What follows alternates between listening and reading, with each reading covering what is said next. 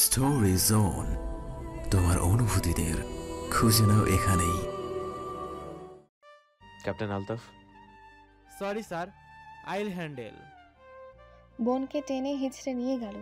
বৃষ্টি এখনো থামেনি। তানভীরকে উদ্দেশ্য করে বলল, আমরা পরশু ফিরছি, জানো তো? Yes sir. ইনফরমেশন পাঠাও। হেডকোয়ার্টার আগামীকালের মধ্যে যেন ফোর্স পাঠায়। সন্দেহজনক সাবমেরিন আছে 30 ডিগ্রি নর্থে। ইফ নিডেড দেন আইল join them, okay? I sir. সামনে থেকে চলে গেল তানভীর ও রাহাত। রাহাত ঘোর কাটিয়ে বলল, স্যার কি ঘুমায় না? পানির নিচে সাবমেরিন খুঁজতে এত রাতে সুইমিংয়ে নামছে। উনি কি স্বাভাবিক মানুষ? আসতে বল, উত্তর পাইছিস কেন কিং অফ দ্য ওয়েব বলে? ভাই সত্যি স্যার যোগ্য এই নামের জন্য। আমি দাঁড়িয়ে থাকতে পারছি না এই ঝড়ে, অথচ পানিতে নেমে উত্তাল সমুদ্রে ঢাউটের সাবমেরিন খুঁজে বের করেছে। ভাই মাফ চাই, আর এমন করিস না, স্যারকে রাগাস না। এই ছিল সেদিনের ঘটনা। সেই সাবমেরিন উদ্ধার করা হয় এবং ধ্বংস করা হয় বে অফ বেঙ্গলে। কিং অফ দ্য ওয়েভের এক একটি কাজ ছিল প্রশংসার দাবিদার, কিন্তু সেই মানুষটা বন্ধুর অসমাপ্ত কেসের ব্যাপারে এখনো বিফল। তানভীর পুরো ঘটনা মাথায় নিয়ে কেস সমাধানে নেমেছে। পূর্ণ মনোযোগ দিল মেহেরজানের দিকে। ক্রূর হাসি দিয়ে তানভীর বলে উঠল, তো আম্মাজি, আপনি যেমনটা দেখান আপনি কিন্তু তেমনটা মোটেও নন। মেহেরজান ভ্রু কুচকে বলে উঠল, কি কইতাছো? ক্লিয়ার কইরা কও। এই যে খালেদ পারভেজকে কাস্টমার বানান, ফরিদের বাসায় ললনা পাঠান, অথচ এরা তো আপনার জাত শত্রু। কারণটা কি আম্মাজি এত ভালো সম্পর্কে? ঘাবড়ে গেল মেহেরজান। আমতা আমতা করে বলল, কাম থাকলে কইতে পারো, সাজির মধ্যে আপ্যায়নের ব্যবস্থা আছে, নতুন কচি মাল আছে। আর এই স্যামরারে কেন আনছো? স্রষ্টা ছাড় দেন, ছেড়ে দেন না আম্মাজি, সাবধান। মানুষের মেয়েদের সম্মান নিয়ে সওদাবাজি করছেন, অথচ হাহা করে হেসে উঠল মেহেরজান। হাসতে হাসতে পান চিবানো রক্ত লাল গালে বলল, আমার যা হারানোর হারাইয়া গেছে, এখন আমি বিচার চাই। কোনো শুয়ারের বাচ্চারে বাঁচতে দিব না। শুনলাম তোমাকে সর্দার দেশ ছাড়ছে। আজ উঠি, জানাবেন কোনো সূত্র পেলে। আচ্ছা, তো নাস্তা খাইয়া যাও। আমার বাবুর্চি কিন্তু 5 ওয়াক্ত নামাজ কালাম করে, ভালো মানুষ, আল্লাহওয়ালা বান্দা, নাপাক কিছু নাই। পাভেল হাসি দিয়ে বলে, ভালো মানুষ আপনিও ছিলেন আম্মাজি। রাগটা সংযত করলে হয়তো নারীতেরা দন হারাতেন না।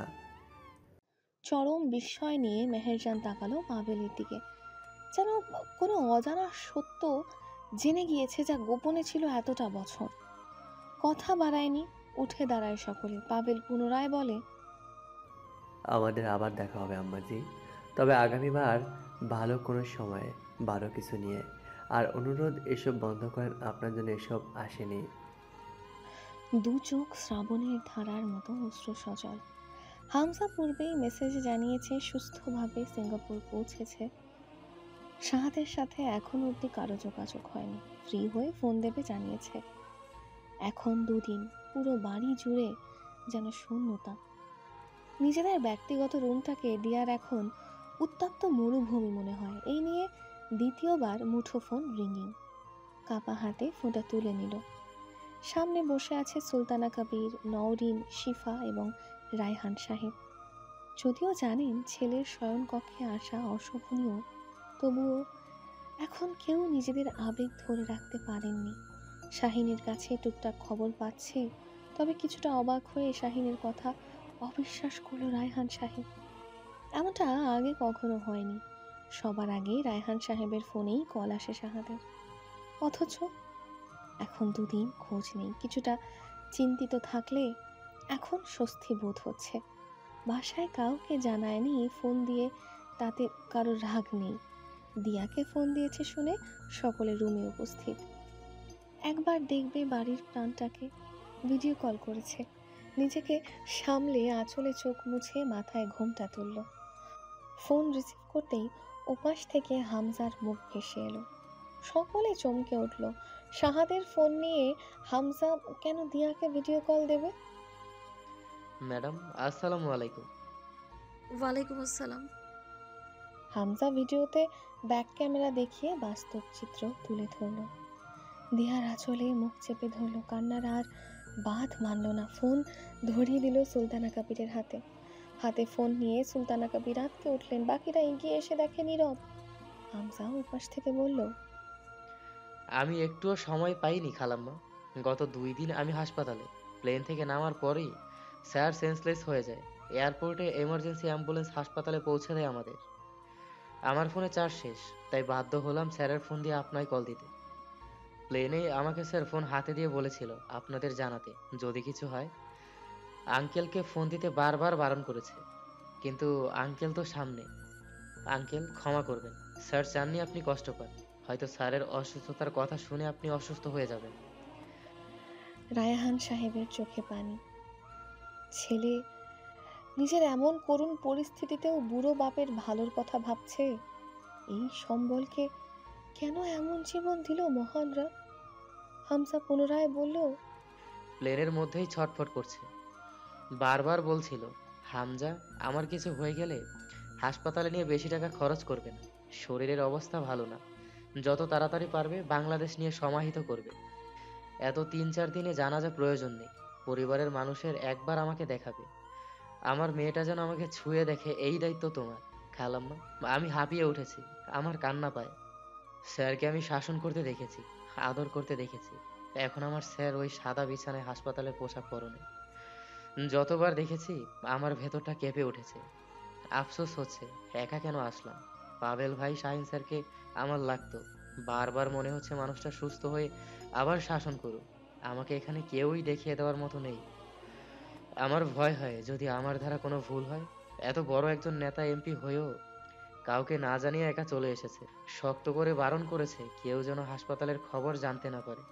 আমার জন্য দোয়া করবেন আপনারা সবাই, যেন সাহস পাই। কাঁদছে হামজাও। দিয়া উঠে গিয়ে মুখ ধুয়ে এসে সুলতানা কাবিরের দিকে তাকালো, হেসে বলল, আম্মু আমাকে দিন, আমি দেখছি। আব্বু আপনি আম্মুকে নিয়ে যান, এভাবে কাঁদলে অসুস্থ হয়ে যাবে। রায়হান সাহেব স্তব্ধ হয়ে আছে। 70 বছর বয়সের মানুষটা আর নিতে পারছে না কোনো স্ট্রেস। সুলতানা কাবির ফুপিয়ে ফুপিয়ে বলে, আমি আর একটু বসি বৌমা। দিয়া শাশুড়িকে জড়িয়ে ধরে বলে, আচ্ছা কিন্তু কাঁদবেন না, আমি কথা বলি কেমন? বাধ্য সন্তানের মতো মাথা নাড়ল সুলতানা কাবির। দিয়া বলে উঠল, হামজা ভাই, ডক্টর কি বলেছে? টেস্ট করেছে, অলরেডি ট্রিটমেন্ট শুরু, অবজারভেশনে আছে। রিপোর্ট দেখে অপারেশন করবে। ডেট দেয়নি, চান্স 60 to 40%। সাকসেসফুল হলে থেরাপির মধ্যে কেয়ারে থাকতে হবে কিছুদিন বা মাস। ঠিক আছে। একটু থেমে দিয়া শিফার দিকে তাকালো, পুনরায় হামজাকে বলল, ভাইয়া আপনি কি কেবিনের ভেতর যেতে পারবেন? জি ম্যাডাম। আচ্ছা কষ্ট করে যে আপনার স্যারের দিকে সাউন্ড অফ করে ক্যামেরাটা ধরুন। হামজা তাই করলো। এর মাঝে আফিয়া খালাকে ডাক দিল। শাহেজা আফিয়া খালার কোলে। রুমে আসতেই শিফাকে বলল, শিফা ফোনটা করো, আমি শেজাকে ওর বাবাকে দেখাই। কাঁদছে শিফাও, কেঁদে কেঁদে বলছে, ও ভাবিজান দেখাইয়েন না, আমাদের মেয়েটা ছোট্ট, কাঁদবে। আরে পাগল নাকি তুমি? না দেখালে ওর আফসোস থাকবে, ভালো মন্দ কিছু হলে আমাকে দুষবে পরে। শাহেজাকে কোলে নিয়ে শাহাদকে দেখালো। হালকা ঘিয়া রঙা হসপিটালের পোশাকে শাহাদ শুয়ে আছে, মুখে অক্সিজেন মাস্ক। শাহেজা প্রথমে বুঝতে পারেনি কে। দিয়া বলল, শেজা দেখো মা, কে এটা? তখনই সিস্টার ঢুকছে। হামজা কিছু একটা বুঝলো। সিস্টার সামনে এগিয়ে গিয়ে শাহাদের মাস্কটা একবার সরালো। যেই না সরালো, শাহেজা শাহাদের মুখ দেখে চিৎকার দিয়ে উঠল। বাবা! ডাকছে তো ডাকছেই, মেয়ের থামার নাম নেই। কিন্তু শাহাদ তো মেয়ের জবাব দিচ্ছে না। এবার মেয়েটা দিয়ার দিকে তাকিয়ে অভিমান করেছে। বাচ্চার এই অভিমান স্পষ্ট ইঙ্গিত দিচ্ছে শাহাদ কথা না বলাতে রাগ হয়েছে।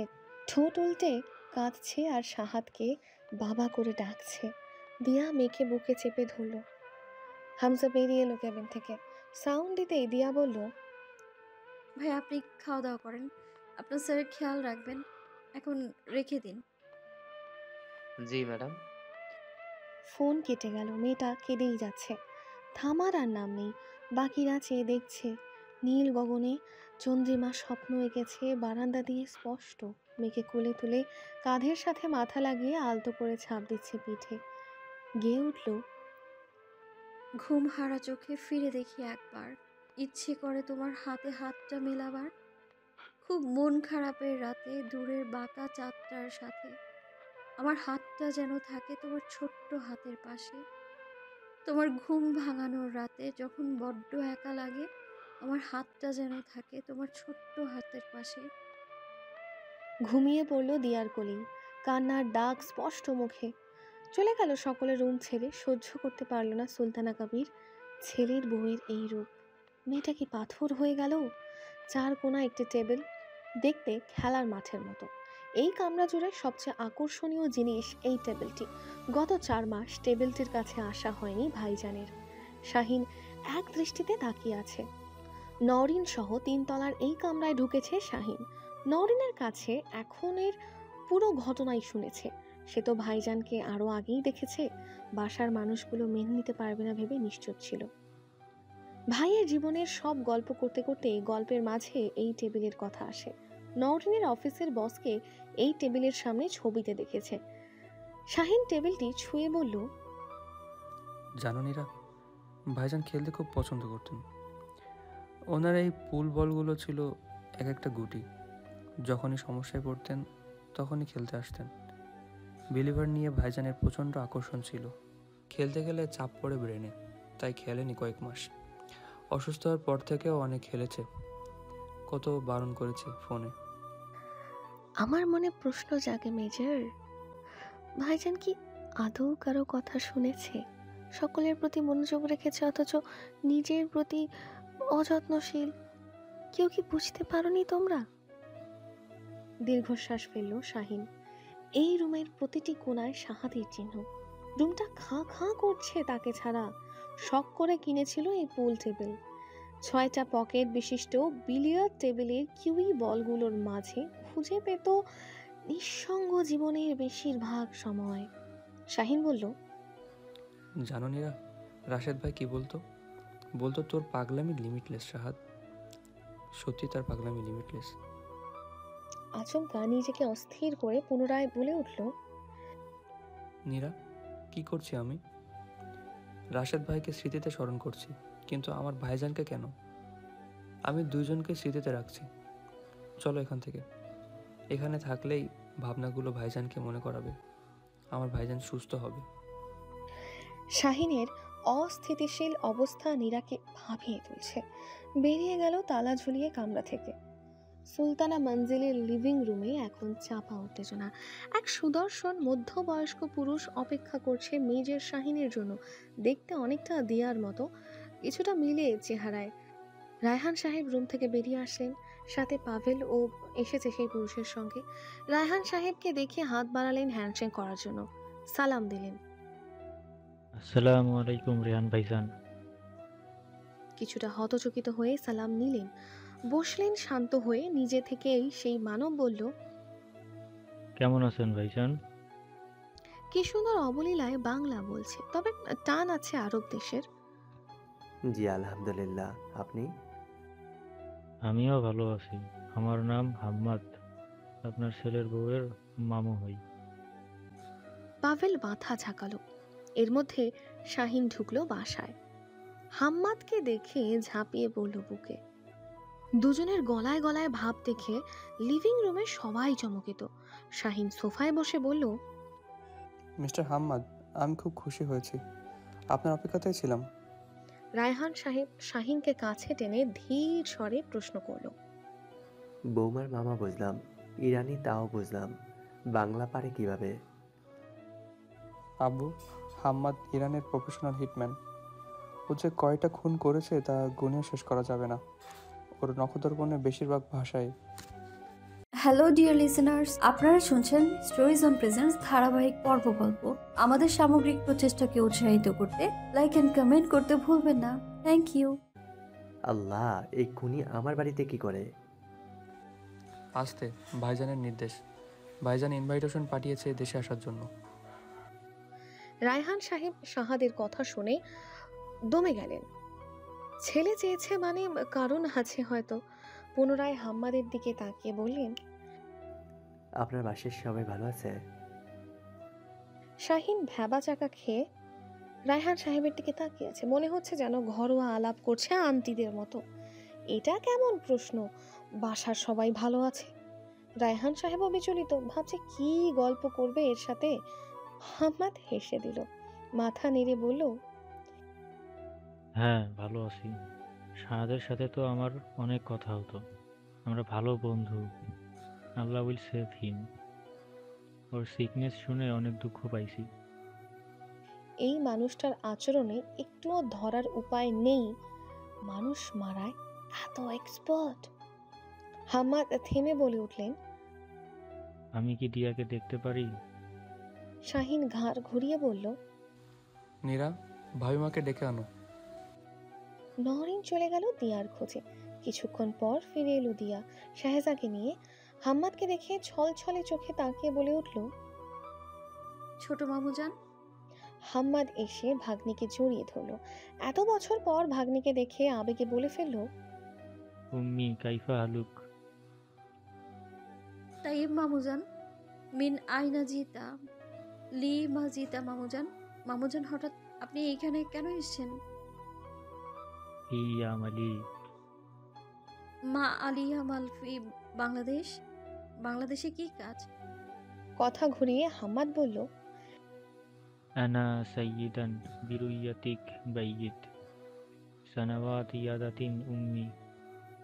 শুকরান মামুজান। মাশাআল্লাহ মাশাআল্লাহ। ইয়ালুহা মিল ফাতাত জামিলা আলহাতি হাবিনাতুক।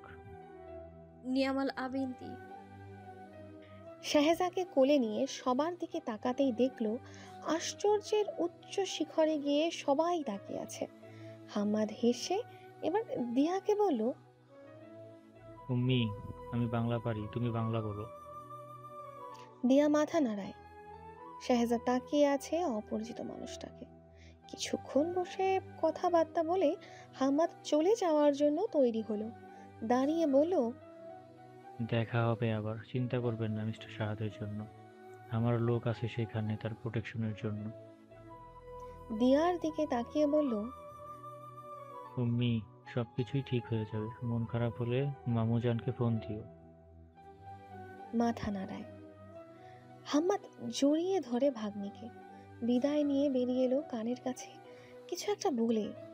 ছোট মামুজানের কথায় কিছুটা আশ্বস্ত হলো। 10 বছর বয়সে একবার দেশে এসেছিল আম্মিজানকে দেখতে। বড় মামু নানা জান কেউ মেনে নেয়নি দিয়ার আম্মিজানের বিয়ে। তবে ছোট মামু ছিল আম্মিজানের নেওটা। দিয়া ছিল আদরের।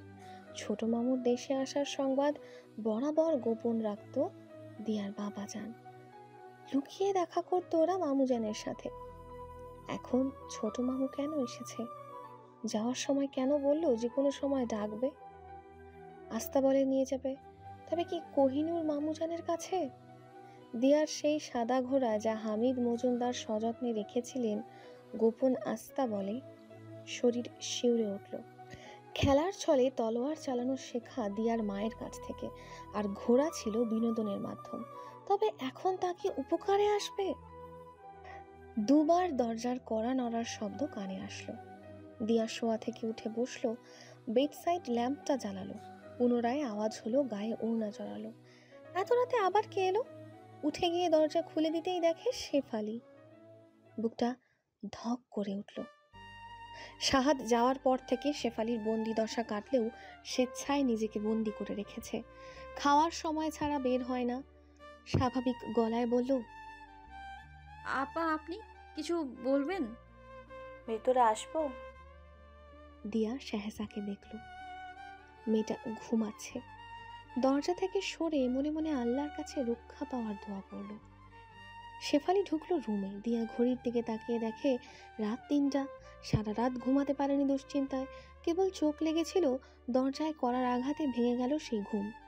শেফালি সিঙ্গেল সোফায় বসলো। দিয়ার দিকে তাকিয়ে বলল, বসেন ভাবিজান। দিয়া বিস্মিত নয়নে দেখছে শেফালি তাকে ভাবিজান সম্বোধন করলো। বিস্ময়ের ঘোর কাটিয়ে বসল। শেফালি নীরব।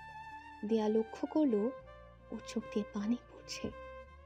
শেফালির কাছে এসে পাশের সোফায় বসে বলল, আপু কি হয়েছে, কাঁদছেন কেন?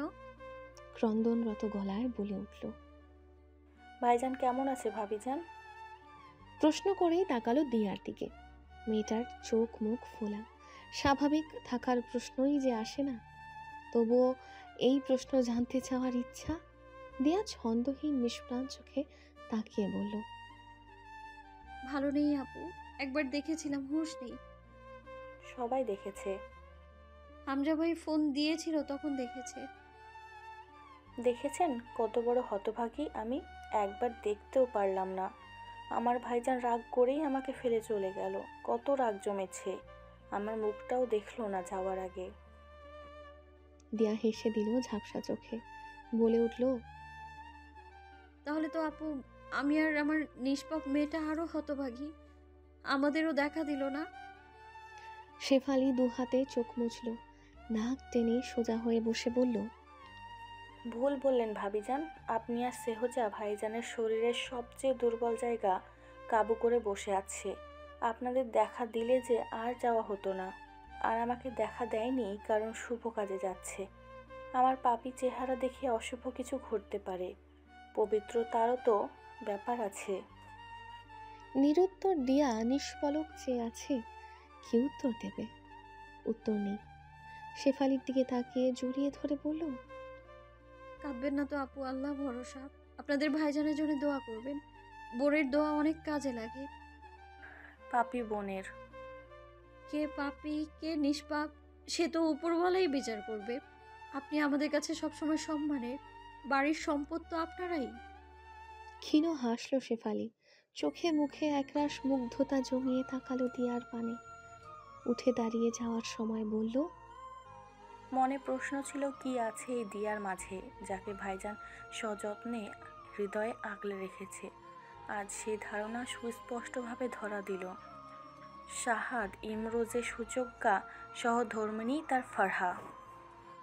বেরিয়ে গেল শেফালি, রেখে গেল নিষ্প্রাণ মেয়েটাকে। পুনরায় মনের মধ্যে ঝড় তুলে দিল। দু লাইন ভালো বাক্য হয়তো শেফালি আওড়েছে, কিন্তু কোথায় শাহাদ? দরজা লাগিয়ে মুঠো ফোনের গ্যালারিতে গেল। শাহাদের সাথে সেই ছবিটা পেল। শাহিনের হলুদ সন্ধ্যায় গান শেষ করে যখন মুচকি হাসিতে দিয়ার দিকে তাকালো, সেই সময়টা ক্যামেরা বন্দি করেছিল লিমন। বুকটা দিয়ার চলছে, মুগ্ধ চাহনিতে চেয়ে আছে দিয়ার দিকে। ভেতরে তোলপাড় করা ঝড়, কি করে থামবে সেই ঝড়? চিৎকার দিয়ে কাঁদলে মেয়েটা জেগে যাবে। ওনাতে মুখ চেপে ধরল। দিয়া নিজেকে নিয়ন্ত্রণ করতে পারছে না। মেসেঞ্জারে ঢুকে কল দিল হামসাকে। সময়টা অনুচিত, নিজেকে আর ধরে রাখতে পারেনি। উপাস থেকে ফোন রিসিভ হলো। হামসা হসপিটালের ক্যান্টিনে। দিয়াকে সালাম দিল। শাহাদের অবস্থা কিছুক্ষণের মধ্যে জানাচ্ছে।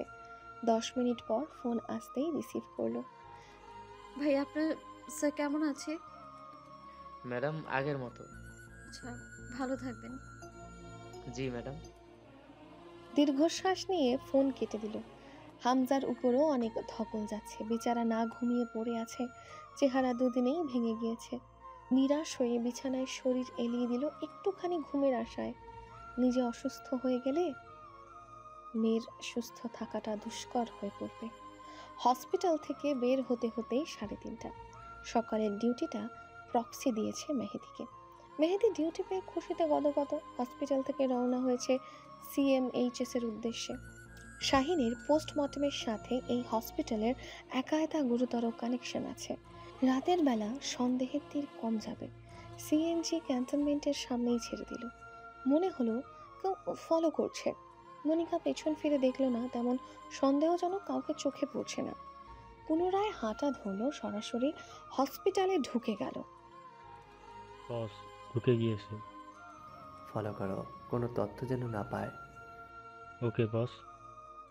আগন্তুকের সাথে কথা শেষ করে ছেলেটা হসপিটালে ঢুকে পড়লো। মনিকার সাথে কথা বলতে দেখলো আর একজন অ্যাপ্রন পরা ডক্টরকে। ভ্রু কুচকে ভাবলো এই ডক্টরকে চেনা লাগছে। ভালোভাবে তাকিয়ে দেখলো এটা তো ডক্টর অনিরুদ্ধ। আচ্ছা, ইনফরমেশন এখান থেকেই সংগ্রহ করতে এসেছে। ছোট ভিডিও চিত্র ক্যামেরা বদ্ধ করে নিল। মনিকা বের হয়েই পুনরায় সিএনজিতে উঠল। মনিকাকে ফলো করছে আগন্তুকের নিয়োজিত ব্যক্তি। সলিমুল্লাহ মেডিকেল কলেজের সামনে এসে গাড়ি থামলো 4টায়। মনিকা সরাসরি মর্গের দিকে পা বাড়ালো। মর্গের দায়িত্বে নিয়োজিত ডোম খসরু মিয়া এগিয়ে এলো। সালাম ডাক্তার আপা। ওয়ালাইকুম আসসালাম। অনিরুদ্ধ স্যার পাঠাইছে। জি, কাজের কথায় আসুন। এই ফাইলটা আর এই মানুষকে চিনতে পারছেন? এমন লাশ কি পোস্টমর্টম করছেন? খুঁটিয়ে খুঁটিয়ে দেখলো খসরু, মাথা নেড়ে বলল, মনে পড়তেছে না কহনের এই লাশটা। এই ধরুন 3 বছর আগে আত্মহত্যার কেস ছিল। আজকে কাটলে কালকেই ভুলে যাই, আর এইটা তো 3 বছর আগের, মনে নেই কা। বিশ্রী একটা খারাপ কথা বের হলো মনির মুখে। মুখে পানির পিক লেগে আছে এই খসরুর। দেখলেই বমি আসছে। মনে হচ্ছে শরীর থেকে লাশের গন্ধ বের হচ্ছে। মনি ব্যাগ থেকে 1000 টাকার একটা নোট বের করে সামনে বাড়িয়ে দিতেই ওই লাল হওয়া দাঁত দেখিয়ে খসরু বিশ্রী একটা হাসি দিল। বলে উঠল, আগে কামটা করলে আমার সময়টা নষ্ট হইতো না। আহেন আমার লগে। মনি খারাপ কথা বলল মনে মনে। পিছু পিছু যেতেই একটা নির্জন রুমের পাশে নিয়ে আসলো। এবার থেমে বলল, বলেন কি জানবার চান? আর কতবার একই প্রশ্ন করব? এই লাশটা কারি নাই, উপর থেকে নির্দেশ আসছিল। দুজন হুজুর ডাইকে গোসল দিয়া ঠিকানা মতো ফাটাইয়া দিয়েছিলাম। আরেক কাটা লাশের রিপোর্ট চালিয়ে দিয়েছিলাম এর নামে। এত বড় ধোকা! খসরু ভ্রু কুঞ্চিত করে বলল, ক্যাডা দিছে ঢোকা? আপনি না জানলেও চলবে। রাগে গজগজ করতে করতে মনি বেরিয়ে আসলো। মনির নিজের চুল নিজের ছিঁড়তে ইচ্ছে করছে। সবকিছু মনির হাত ছাড়া হচ্ছে। শাহাদ চলে গেল। ভেবেছিল শাহাদের অপারেশনের আগে নিজের ভিসাটা ঠিক করে ফেলবে, একসাথে যাবে বাইরে। শাহাদের রিপোর্টটাও হাতে পেল না। লাস্ট চেক আপের সময় মনি গিয়েছিল সেই হসপিটালে। চাইলে ট্রিটমেন্টটা বাংলাদেশে করাতে পারতো শাহাদ, তাহলে মনির অবজারভেশনে থাকতো। কেন করায়নি? উত্তর মনির জানা। গত মাসে শাহাদের ডক্টরের কাছ থেকে নিউরো মেডিসিনের কোর্স অ্যাসিস্টের পারমিশন নিয়েছে। আর কিভাবে চেষ্টা করলে শাহাদকে নিজের করে পাবে? শাহাদ সিঙ্গাপুরের হসপিটালের নাম অজ্ঞাত রেখেছে সকলের কাছে। মনি খোঁজ নিয়ে জেনে নিয়েছে বাংলাদেশ থেকে মাউন্ট এলিজাবেথ হসপিটালে একজন পেশেন্ট আছে শাহাদ ইমরোজ নামে। খুব তাড়াতাড়ি চলে যাবে। এত তাড়াতাড়ি শাহাদের ট্রিটমেন্ট শেষ হয়ে যাবে না, বেঁচে গেলেই হয়। শেফেলের সাথে যোগাযোগ করা প্রয়োজন, কিন্তু এই মেয়ের তো ফোন বন্ধ। শাহাদ চলে যাবার পর শাহিনও সেই কঠোরতা ধরে রেখেছে। হাতে এখন সেই লাশের রিপোর্ট, রাশেদের ফেক রিপোর্ট এবং ডিএনএ রিপোর্ট। বাকি আছে অহনার রিপোর্ট। দুয়ে দুয়ে 4 করে পরের দিন তা উদ্ধার করে ফেলবে। হসপিটালের বাইরে আলতাফের গাড়ি এসেছে মনিকাকে নিতে। কুঠি বাড়ি এখন নীরব। মেহেরজান আম্মা সকাল থেকে রুমের দরজা আটকে বসে আছে, চোখ দুটো লাল। এই দিন আম্মাকে কেউ বিরক্ত করে না। বুকে একটা ছবি জড়িয়ে বসে আছে। ছবির মানুষটা ওই আম্মার নারী ছেঁড়া ধন। কত আদরে আগলে রেখেছিল সন্তানকে। সমাজের চোখে নিজেকে অসৎ বানিয়ে সন্তানকে মানুষ করেছে আড়ালে, অথচ সেই সন্তান এখন নেই। শোক পালন করেনি আর 5টা মানুষের মতো। সন্তানের উৎসবে সামিল হতে পারেনি সন্তানকে জড়িয়ে ধরে বলতে, তুই আমার সন্তান, আমার 7 রাজার ধন। পারেনি সামিল হতে সন্তানের শেষ কৃত্যে। এক এক মায়ের প্রতিশোধ এক এক রকম। মেহেরজান আম্মার প্রতিশোধ সবার চেয়ে ভিন্ন। ঠিক যতটা কষ্টে সন্তান মরেছে, বেশি কষ্টে মরবে অপরাধীরা। ছবিটা নিজের আলমারির গোপন কুঠুরিতে রেখে চোখে কালো চশমা লাগিয়ে দরজা খুলল। হাতে মখমলের পার্স, পরনে চকমকে জরির শাড়ি। হাঁক ছাড়ল, হ্যালো ডিয়ার লিসেনার্স, আপনারা শুনছেন স্টোরিজ অন প্রেজেন্টস ধারাবাহিক পর্ব গল্প। আমাদের সামগ্রিক প্রচেষ্টাকে উৎসাহিত করতে লাইক এন্ড কমেন্ট করতে ভুলবেন না। Thank you.